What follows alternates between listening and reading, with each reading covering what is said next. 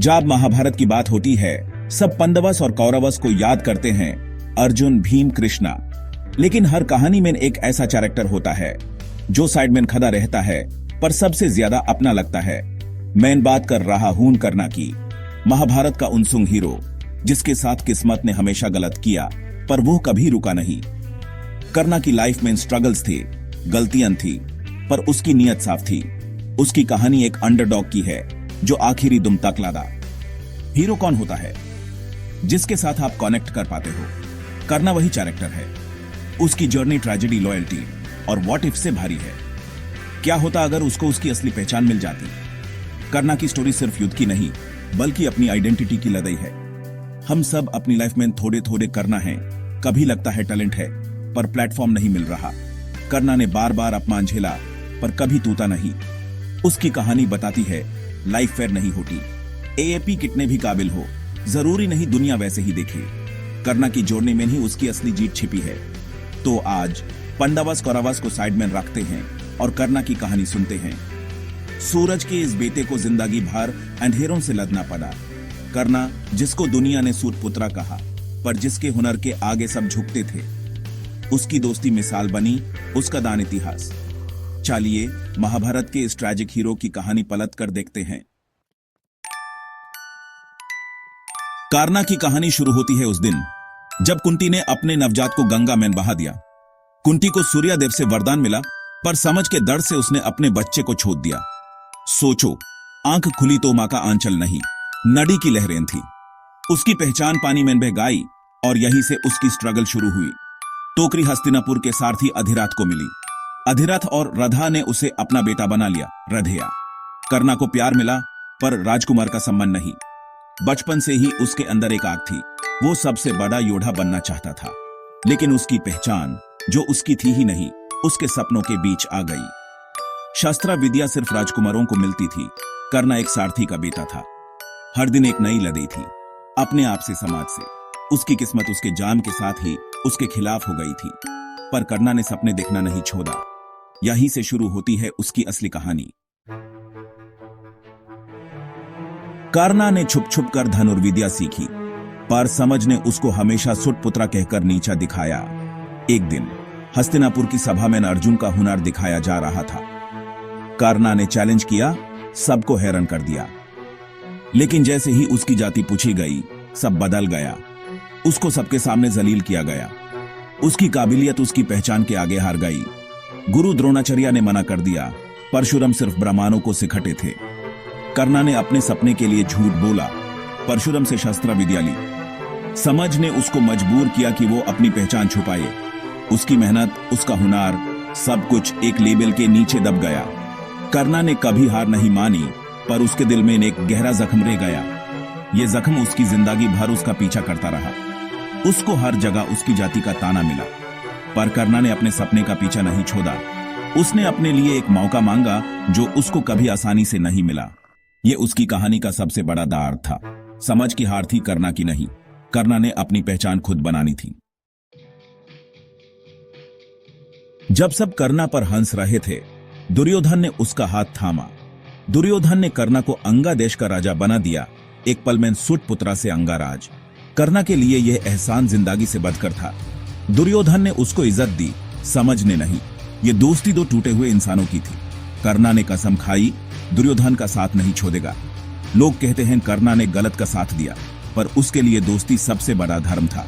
दुर्योधन ने कर्णा को प्लेटफॉर्म दिया, पर उसकी नफरत का भी फायदा उठाया। कर्णा अपनी दोस्ती और एहसान के बोझ तले इस्तेमाल होता रहा। उसकी लॉयल्टी उसकी ताकत भी थी, कमजोरी भी। द्रौपदी के चीर हरण के वक्त ही वो चुप रहा। उसकी सबसे बड़ी गलती। कर्णा की लाइफ एक धर्म संकट थी, अपने संबंध और दोस्ती के बीच। दुर्योधन की दोस्ती उसके लिए जरूरत थी, पर यही दोस्ती उसके अंत का कारण भी बनी। कर्णा ने अपने उसूलों को कभी नहीं छोड़ा। उसकी कहानी दोस्ती और मजबूरी की है। कर्णा सिर्फ महान योद्धा नहीं, दानवीर भी था। उसका नियम था, कोई भी कुछ मांगे, मना नहीं करता। उसकी दानवीरता की सबसे बड़ी कहानी, इंद्र ने ब्राह्मण का भेष लेकर उससे कवच और कुंडल मांगे। कर्णा जानता था ये उसकी सुरक्षा है, पर उसने बिना सोचे दान कर दिया। इंद्र भी उसकी दानवीरता से प्रभावित हुए, एक शक्तिशाली अस्त्र दिया। कर्णा ने अपनी मौत सामने देख कर भी अपना धर्म नहीं छोड़ा।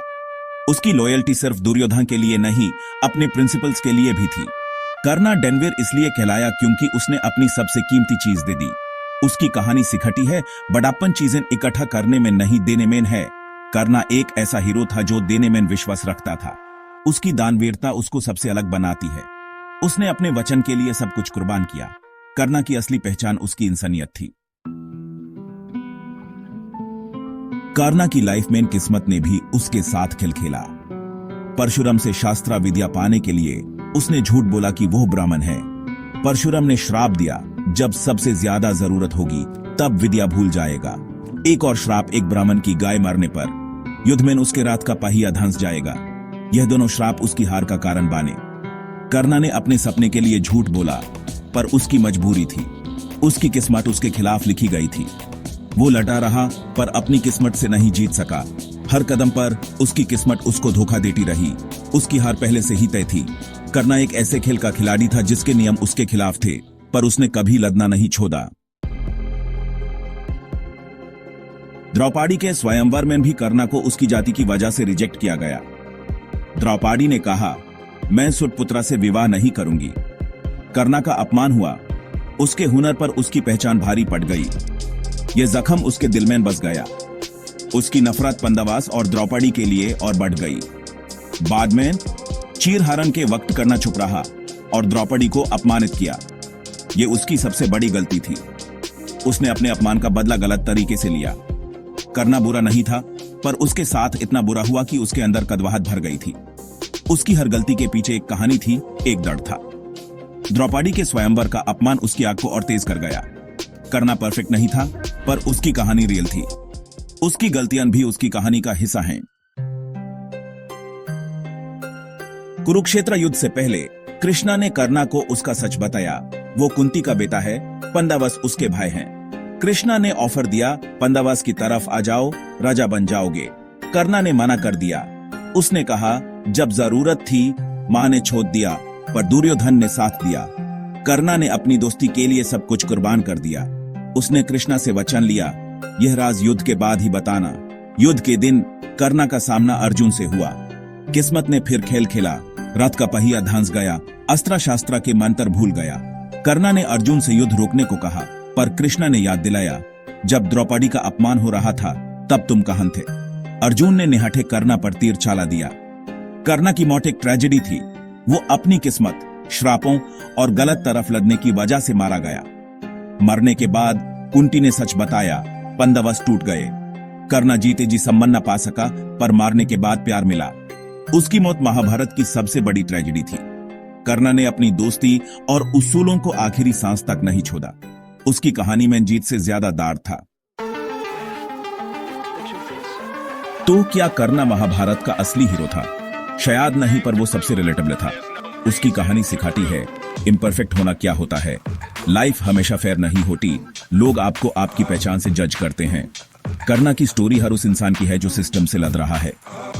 हर दोस्त जो दोस्ती को सबसे ऊपर रखता है, कर्णा को समझता है।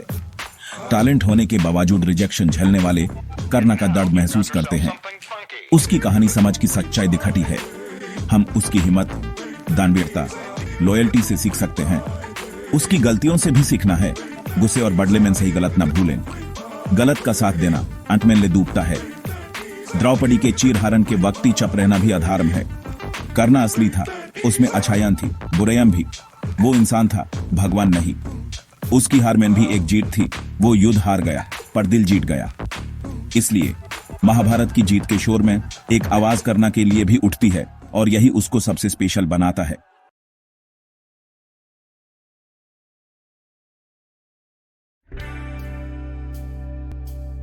जब महाभारत की बात होती है, सब पंदवस और कौरवस को याद करते हैं, अर्जुन, भीम, कृष्णा।